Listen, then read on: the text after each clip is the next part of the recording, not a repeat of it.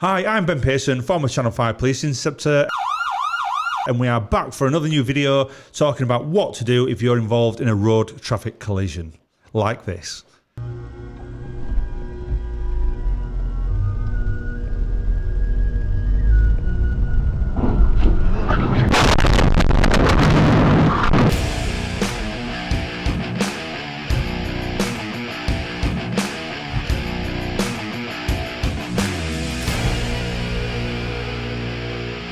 We are making this video put some myths to bed and to tell you what to do when you're involved in something on the roads, when to call the police, when it's going to be a recordable offence, and what not to do, just as matters of courtesy and general well-being to other people on the road in a crash.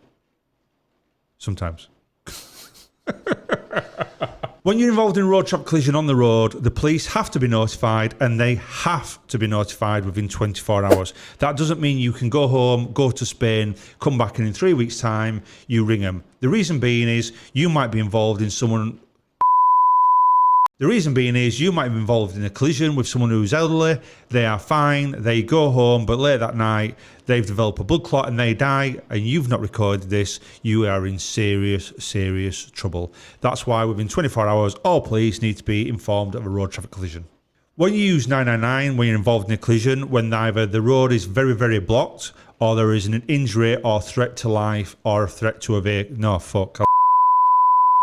When involved in a road traffic collision, you ring 999 when there is a threat to life or someone is seriously injured.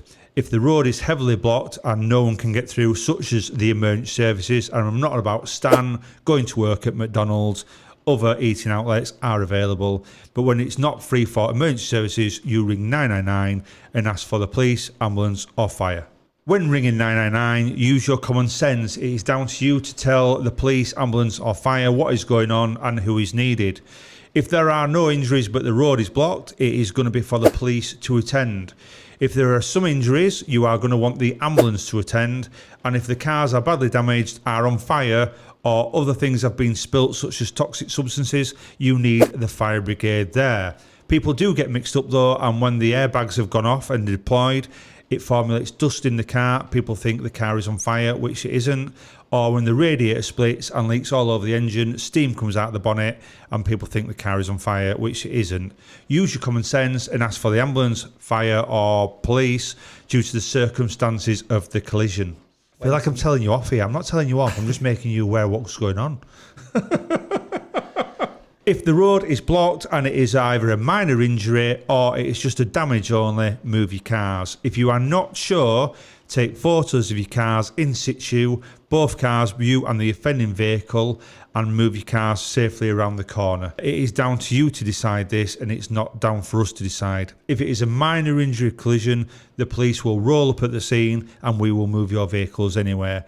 It is not like it needs to be in CSI or Sherlock Holmes, where we need to pin the vehicles on the road, mark them in situ, and get collision investigation out. That is only for serious or potential fatal collisions. If it is a serious collision, you will know if it's a serious collision because people aren't moving, there are limbs cut off, or people are dying at the side of the road.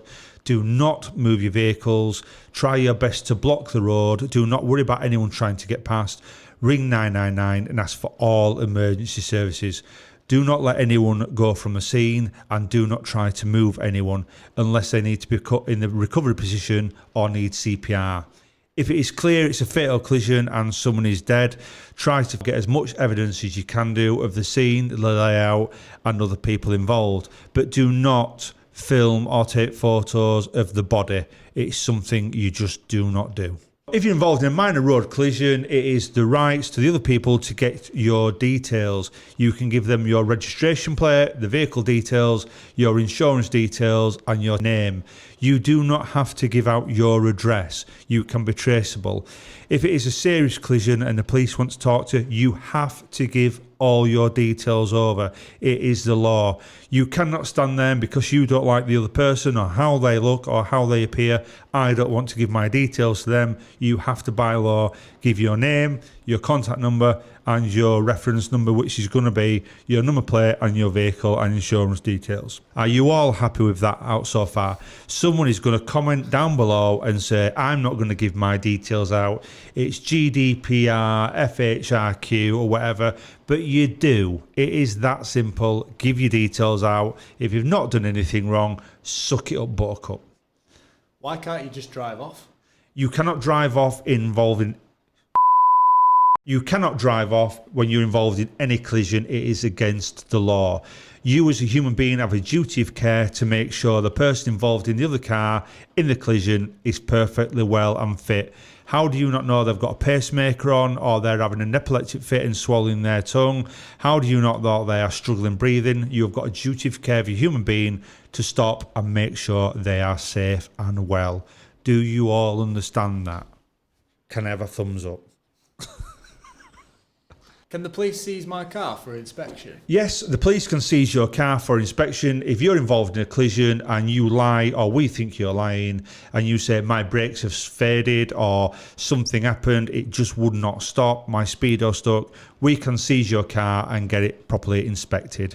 These people that inspect the vehicles are highly trained and they will go through it with a fine-tooth comb. You will then be given the bill for what we've done, and if you get your vehicle back in 10,000 pieces, that is your own fault. If you're involved in a serious or fatal collision, the vehicle will be seized by the police for investigation purposes as well. So please don't be upset, but we need your vehicle to make sure everything's just and everyone's going to be dealt with correctly. It is that simple. Do police do eye checks or tests at the roadside? Yes, we do eye checks. We do what's formed as the DVLA standard. We will get you back roughly 25 to 30 metres. We will then ask you to look through something or look at something on the road, such as a number plate. If you need your glasses, you have to wear your glasses. If you're driving... Turn it off. Turn it off. If you are involved in a collision, we are allowed to do eye tests on you. If you will fail an eye test, you will be reported for that offence, and then DVLA will be made known of what's gone on. You have to comply with what we say, so we will get you back 25 to 30 metres and make you do an eye test of the number plate in front. If you cannot read that, you are shit out of luck, and I am sorry. Can police check for drugs? Yes, we can check for drink or drugs. We use a breath test machine at the side of the road, and we now use a tongue scraper to scrape your tongue, and it takes 8 minutes to find out if you've got any intoxicants or any other drugs in your system. We can check for an array of drugs, and I think it's over 100 drugs it will check for. If you had cannabis the night before, it will tell us, and if you are over a certain limit, you get prosecuted. Do not take any drugs and do not drive with any drugs in your system. It is just as dangerous as driving whilst drunk. I've told you, you've only got yourself to blame. Especially coming up to Christmas, roadside checks by traffic officers and the police in general are a lot more thought of. We do not want anyone dying coming up to the big day when Santa comes, so just do not do it. The chance of getting caught the day after as well, when you go out on the piss the night before, are very, very high. If you go out on the beer, do not drive the next day. It is that simple. When dealing with an RTC, we have so many people that drive past that just want to film, want to take photos and share it on social media. First, this can put a big stamp on the case, so we might not be able to prosecute that person. There might be evidence that we are dealing with that you have put forward to the general public, which is a no-no. And think about it, if it were your loved one laid in the road severely injured, would you like them plastered across social media? If you see a road traffic collision, please do not drive past and take photos. Do not drive past and take videos. It's just a crappy thing to do, and you look a dick. So please don't do it. Anyway, that's enough from me. I'm Ben Pearson. I hope you like the video. Tune in next time for more. If you like it, click subscribe, click the bell icon, and we'll be back soon. Take care now, and